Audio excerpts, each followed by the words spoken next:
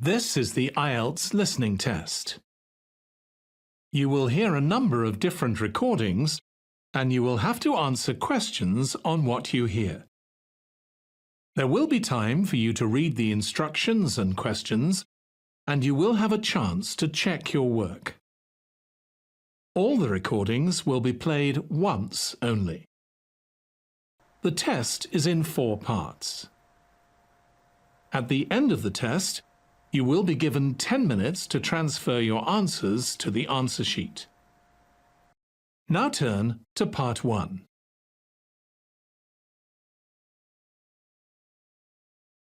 Part 1.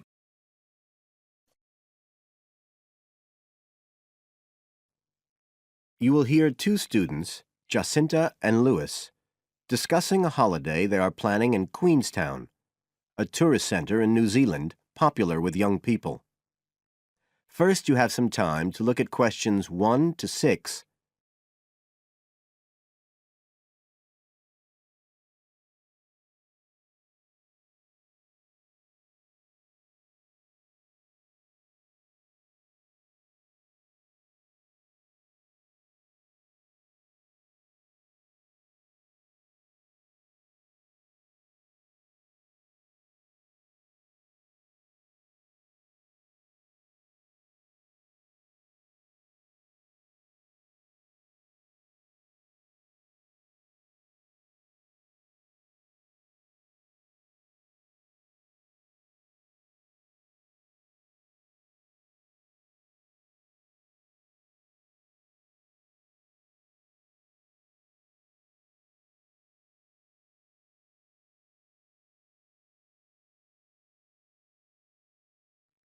Now we shall begin. You should answer the questions as you listen, because you will not hear the recording a second time. Listen carefully and answer questions 1 to 6.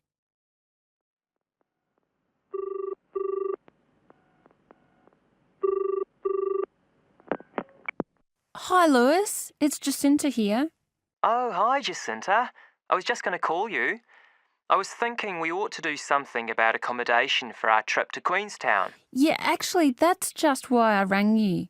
I've been looking on the internet. There was one place that looked okay called Traveller's Lodge, but when I checked availability for January, when we're planning to go, I found it was fully booked. Right. Well, we'd better do something now, I suppose. I've actually got a list up here on the computer. There's one place called Bingley's that looks possible. It's $1975 a night. That's US dollars. They quote all the prices in US dollars. So that's about 26 or 27 New Zealand dollars. That's okay.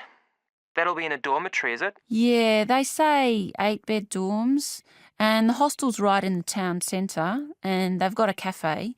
They have theme nights every weekend, whatever that means. Oh, you know, like certain sorts of food and music.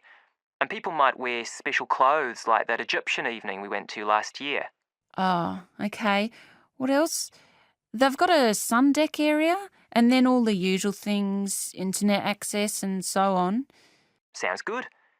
Was there anywhere else? Yeah, a couple more places. There's one called Chalet Lodge, which is just 18 US dollars. That's for a bed in a 12-bed dorm. They do single and family rooms as well. It looks as if it's a bit out of town. Says it's got an alpine setting, a quiet alpine setting. What do you think? Not sure. Oh, but actually, it's not far out at all. It says 10 minutes walk from town, so... Oh, and it says it's children-friendly. I'm not so sure about that. What about the third place? That's called Globetrotters. Let's see. They do private rooms or 5-bed dorms for $18.50. It's in the centre, just by the lake, and that includes breakfast. Didn't the other two? I don't think so.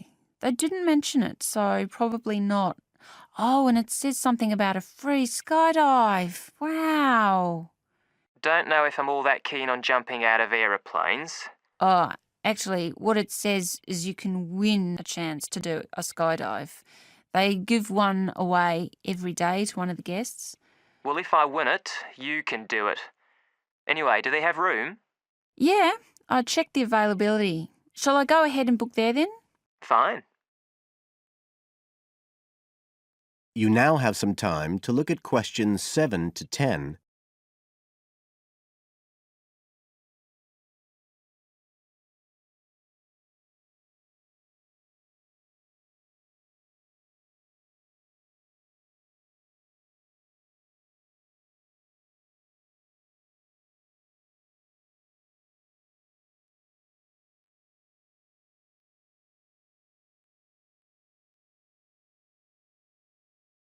Now listen and answer questions 7 to 10. I was looking at what there is to do too. There are lots of sites offering deals for adventure sports. I suppose we have to do a bungee jump. Why? Well, it's Queenstown where they more or less started it as a sport. You can, if you really want to jump off the side of a bridge with an elastic rope tied round your ankles. I'll watch. Okay, so what do you want to do? As far as adventure sports go, I was talking to someone who went whitewater rafting there. He said it was really awesome. They drive you up the Shotover River and then come down on a rubber raft through the whitewater rapids, where the river's really narrow and fast, and end up going through a tunnel nearly 200 metres long. I think it's quite expensive, though. Oh, I'm on for that if you are. Cool. The other thing you can do is the jet boat ride. That sounded just a lot of noise, though. It's basically just whizzing round on the river on a very fast boat, isn't it? My friend did that as well. He said it was a bit touristy, but worth it. I'll give it a go. You go right up the river canyon. He said the drivers were really skillful, but I don't mind going on my own. But there's lots to do as well as the whole commercial adventure bit. We ought to do some trekking. The scenery around there's amazing. I don't want to miss that. The place to start's Glenorchy, apparently, about 40 minutes drive. That's where lots of the wilderness trails begin. Okay, I'll pack my walking boots. I'd better start getting training. I haven't done anything except sit at my desk for months. Now, is there anything else we need to decide?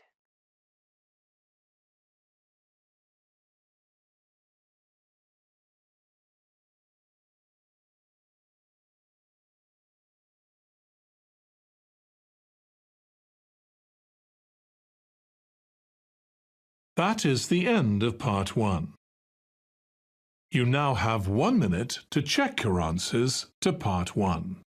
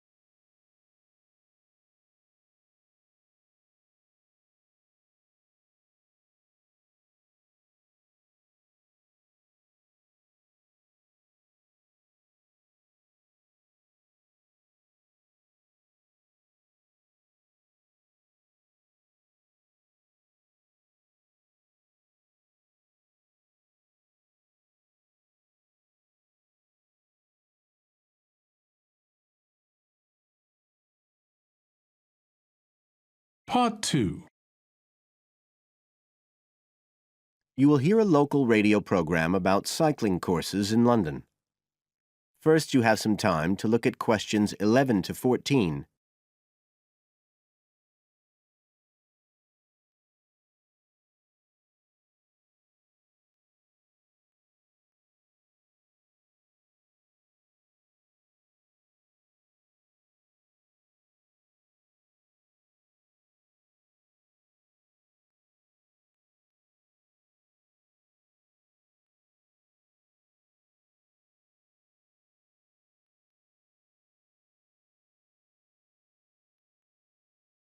Now listen carefully and answer questions 11 to 14. There's been a great deal of interest lately in encouraging people to use bicycles instead of cars as a means of transport. But not everyone is confident about riding a bike at the best of times, let alone in the middle of a city like London. Jack Hayes is a professional trainer who works for a London-based company, City Cyclist, which provides cycle training for the public. What exactly does City Cyclist do, Jack? Well, our basic purpose is to promote cycling as a sustainable form of transport. We believe the best way to promote cycling is to teach people to use their bikes safely and with confidence. In European countries, people all learned from their parents, and they also learned in school. And when I tell them I teach people to ride bikes, they laugh. They think it's crazy. But here in London, it's completely different. You're approaching the point where a whole generation of people have grown up not being allowed by their parents to cycle because it was considered to be getting too dangerous. And so, in turn, they can't teach their children. We believe in realistic training. So if someone wants to use a bike regularly, say to get to work or school, we aim to train them by teaching them to ride on the actual roads they'll use, so they can develop the basic skills they need and build up their confidence that way. At City Cyclist, we believe cycling's for everyone, no matter what age or level of ability or mobility. We do complete beginners and also advanced courses. That's for urban cyclists who want to deal with things like riding in streets with complicated intersections and things like that. We don't promote the use of personal protective equipment for cyclists, and we endorse the policy of the European Cyclists Federation that parents should be allowed to make an informed choice as to whether or not their child wears a helmet. We believe the key to safe cycling is assertiveness, taking your place on the road. This has to be instilled right from the beginning. Assertive road positioning and behaviour is the key to safe cycling in congested urban environments. Some people are surprised that we don't promote the segregation of cyclists from motorised traffic, but we don't think that's practical in all urban environments. Instead, we teach people to use as much road space as they need to travel safely and effectively. You now have some time to look at questions 15 to 20.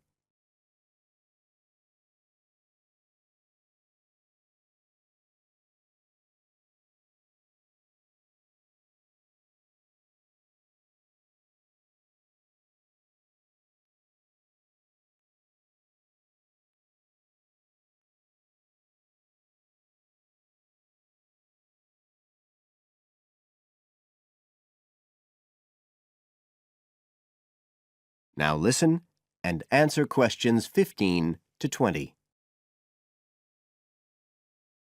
Now, as well as courses for individuals, City Cyclist provides a number of services for organisations.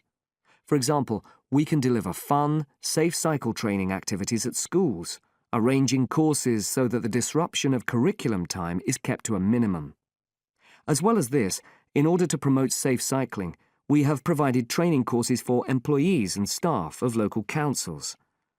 And we are also increasingly looking at developing training courses in companies in order to help employers work towards green transport plans by helping to increase the number of staff cycling to work. Right, so that's a brief summary of what we do. If any listeners would like to find out more about the organisation, you can have a look at our website. That's City Cyclist. CITI cyclist.co.uk. And in order to book lessons, you can either phone us on 020 7562 4028 or do it online. There's an application form on our website, and you can just download that and send it in. We charge £27.50 per hour for one-to-one lessons, plus £6 for each extra person. So you're looking at just £39.50 for a family of 3, say.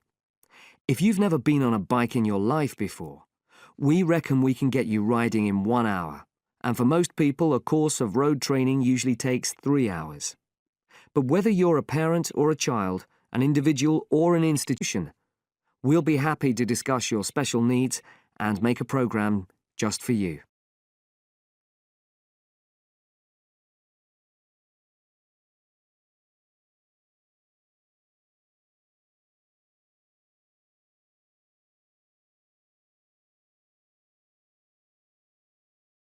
That is the end of Part 2. You now have 30 seconds to check your answers to Part 2.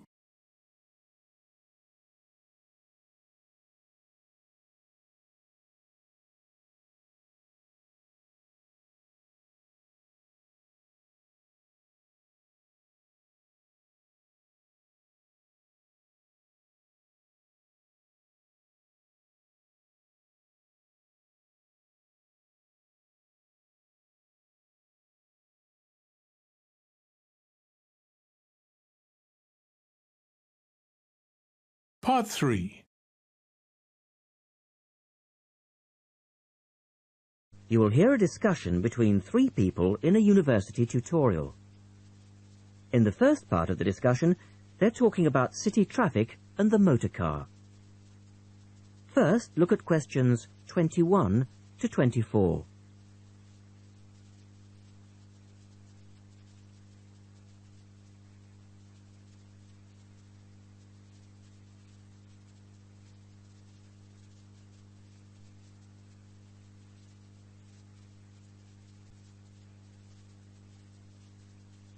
Now listen to the first part of the discussion and answer questions 21 to 24. We're very pleased to welcome Professor Isaac Nebworth to our tutorial group today. And he's come to share one of his pet passions with us, city traffic and our Western dependence on the motor car. I believe questions are quite welcome throughout. I know you're all very familiar with the superhighway here in Melbourne. But do superhighways automatically lead to super wealth, as our politicians would have us believe? I think not. Can you give us an example of what you mean exactly? Sure. Well, by continuing to encourage this dependence on the motor car, we simply create more congestion and more urban sprawl. And you can see that here in Melbourne, right under your nose. Excuse me, I would just like to say that I feel the sprawl is part of the city. The freeways mean people can enjoy the benefits of living away from the centre on larger blocks with gardens, but still be able to drive back into the city centre for work or entertainment. Well, I'm not convinced that people want to do that. And is our money being well spent? It may be okay for you now, but come back to me in 5 years' time. Let's take City Link, for example, the new freeway. Freeway all the time. I think it's great. Ah, yes, but it cost $2 billion to build, and you could have gotten 10 times the value by putting the money into public transport. If you give the automobile road space, it will fill that space, and you'll soon find you'll be crawling along your city link. But surely you cannot simply blame the car. Some of the blame must rest with governments and city planners. Well, there is an argument, surely, that building good roads is actually beneficial because most new cars these days are highly efficient. They use far less petrol than in the past, and emissions of dangerous gases are low. Old, congested roads, on the other hand, encourage traffic to move slowly, and it's the stationary cars that cause the pollution and smog, whereas good roads increase traffic speeds and thus the amount of time cars are actually on the roads. Well, this is the old argument put forward by the road lobby, but for me it's clear-cut. Equals smog. Public transport is the way to go. In the second part of the discussion, the professor talks about public transport in different cities. Look at questions 25 to 30 first.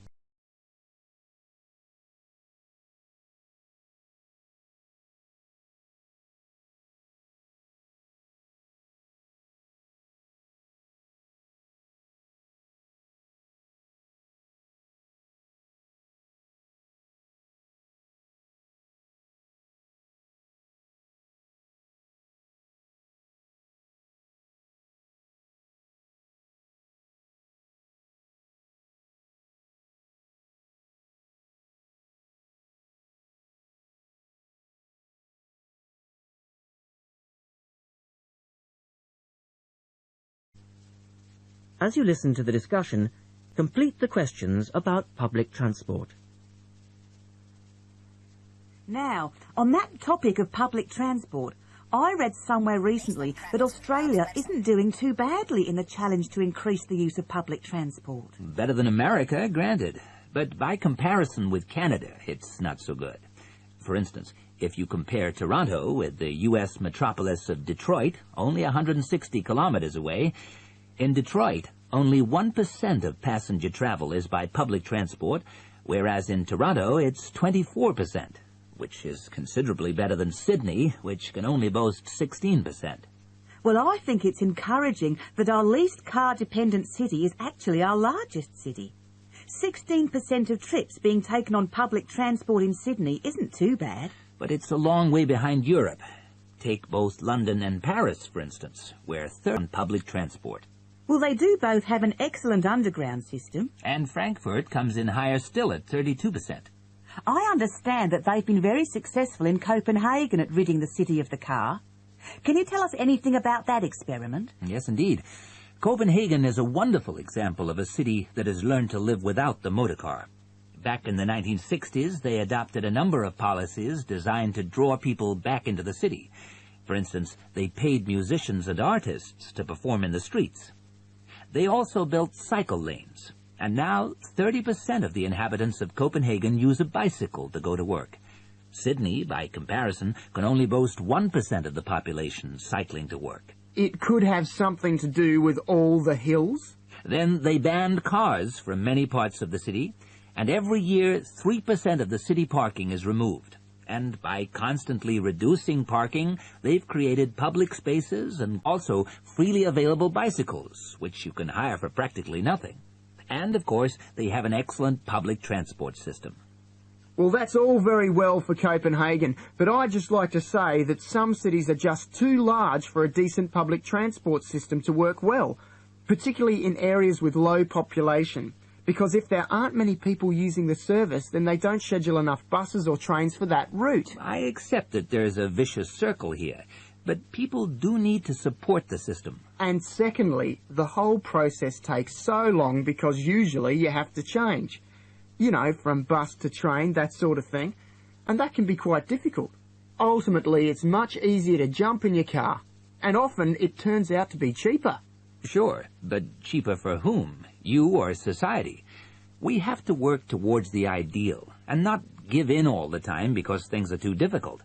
Anyway, let's move on to some of the results of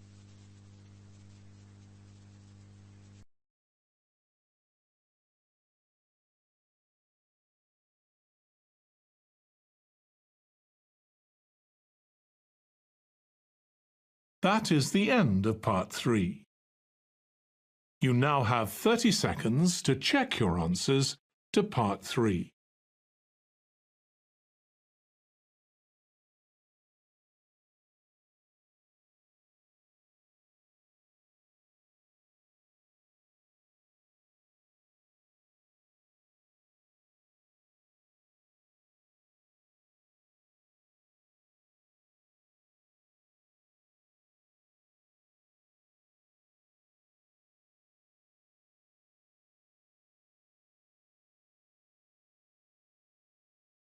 Part 4.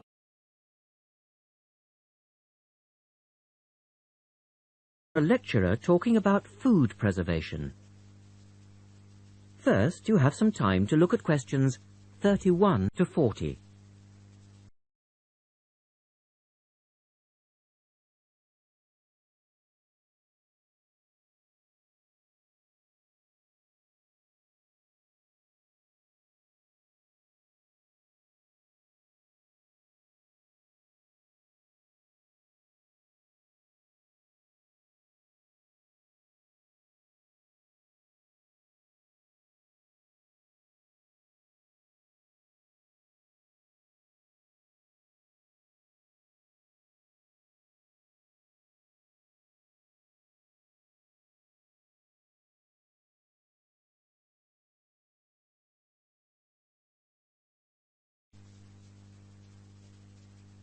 In today's lecture, I'd like to look at the topic of food preservation and start by asking the obvious question, why do we need to preserve food?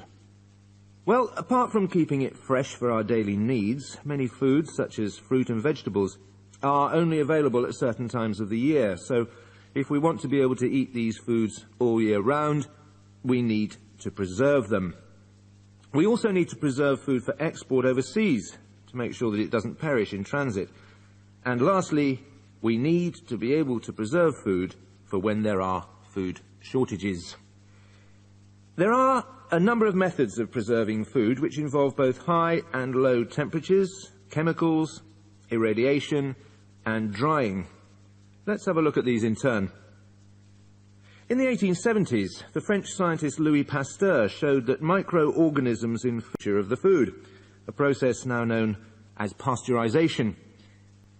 This involves heating milk to just 65 degrees Celsius for 30 minutes.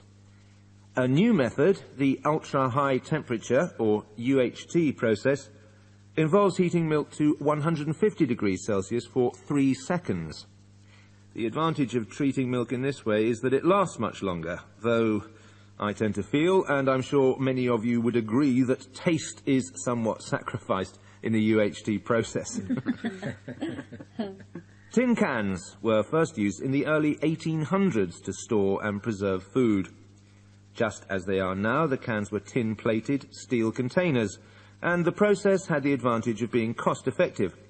Unfortunately, however, there were many early cases of food poisoning because the canning process was not fully understood at that stage. We now know the exact temperature and length of time each has greatly reduced the risk of food poisoning. People living in cold climates often preserve food by burying it in the snow, and the Romans knew all about the advantages of packing food in ice. But for most people, this was not an option until the invention of the refrigerator in 1834. Today, however, refrigeration is the most important means of preserving food because the food stays fresh without needing to be treated. However, refrigeration requires an electricity supply, and unfortunately, if the power goes off, so does the food. A variety of chemicals can be added to food, and you'll find their names listed on the labels of cans and bottles. Salt is probably the oldest of all the chemical preservatives, and was used by many ancient civilizations for many years. Sugar also acts as a preservative and is used to preserve jams in much the same way that chemical preservatives are effective, but they do not suit all foods, and the processes involved are time-consuming. Another method of preserving food is by drying it. Most foods are 75% to 90% water, so if you remove the water, the microorganisms simply can't survive. When food is dried, it not only lasts a long time, but it also becomes much lighter, which is a big advantage, as this makes it cheap to store. Though some people argue that valuable nutrients are lost in the process.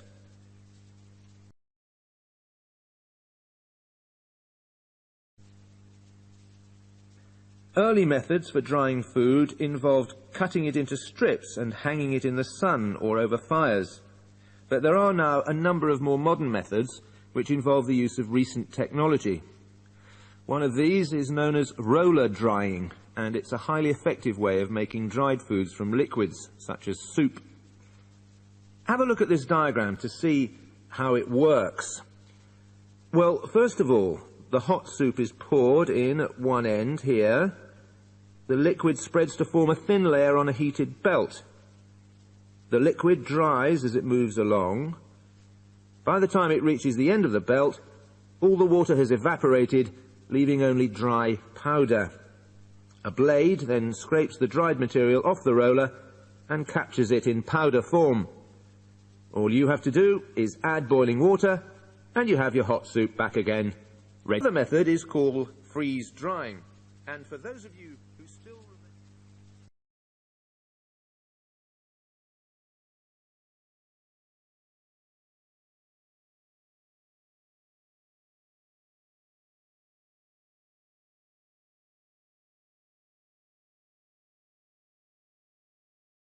That is the end of part 4.